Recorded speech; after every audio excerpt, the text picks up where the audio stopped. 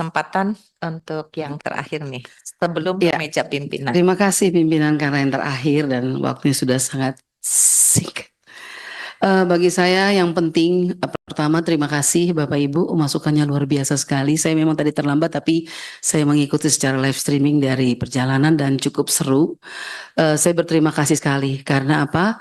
Yang Bapak Ibu ungkapkan itu adalah jeritan hati saya sebetulnya selama ini yang ada di Komisi Pendidikan, bahwa apa yang dikatakan oleh Bapak Presiden Prabowo itu benar. Jangan kita bangga melihat data statistik bahwa semua oke, padahal di daerah itu sangat bertolak belakang. Dan itu yang saya rasakan, ini membuat saya semakin semangat. Terima kasih Bapak Ibu untuk masukannya, dan mungkin Bapak untuk pimpinan, kita berhadapan dengan anggaran pendidikan yang cukup besar.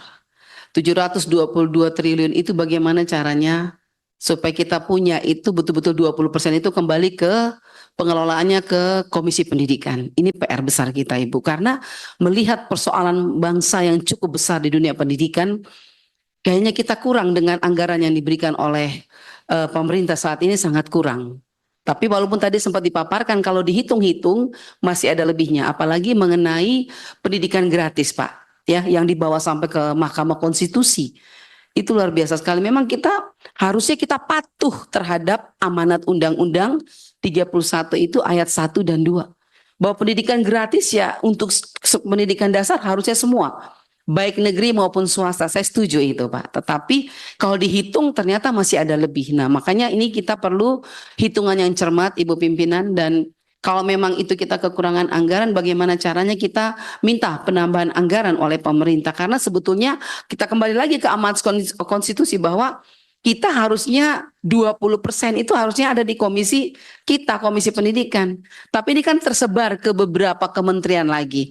Padahal kalau kita mau lihat siapa sih yang mengawasi anggaran pendidikan itu di sana dipakai dengan baik, ya kan? Ini selama ini tidak ada pernah laporan kepada kami sebagai Komisi Pendidikan. Padahal justru kita yang harusnya mengawal ketat 20% anggaran pendidikan itu Ibu Pimpinan. Jadi saya berharap teman-teman Bapak Ibu Komisi 10 melalui pimpinan, mari kita berjuang bersama bagaimana caranya kita selesaikan masalah pendidikan di Indonesia ini untuk mutu yang lebih baik ke depan.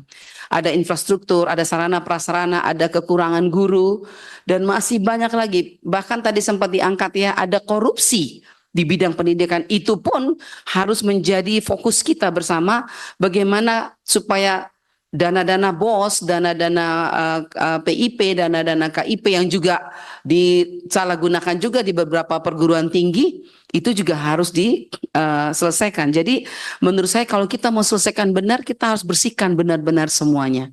Oleh sebab itu dari saya itu saja pimpinan, bagaimana nanti kita berbicara dengan Bapak Ibu Menteri, inilah baru kita bahas sampai ke kulit-kulitnya. Artinya kita lihat bahwa kalau ada yang harus diselesaikan, kita selesaikan.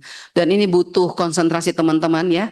Khusus konsentrasi Bapak Ibu Dewan, kita sama-sama dengan Bapak Ibu Menteri ini yang penting. Karena bicara soal anggaran pendidikan, mumpung kita masih di awal periode dan masih anggarannya masih ada, kita harus berjuang bersama. Saya rasa itu untuk menjawab persoalan pendidikan. Karena percuma kita bicara kalau tidak didukung oleh anggaran pendidikan dan pengawasan yang tinggi.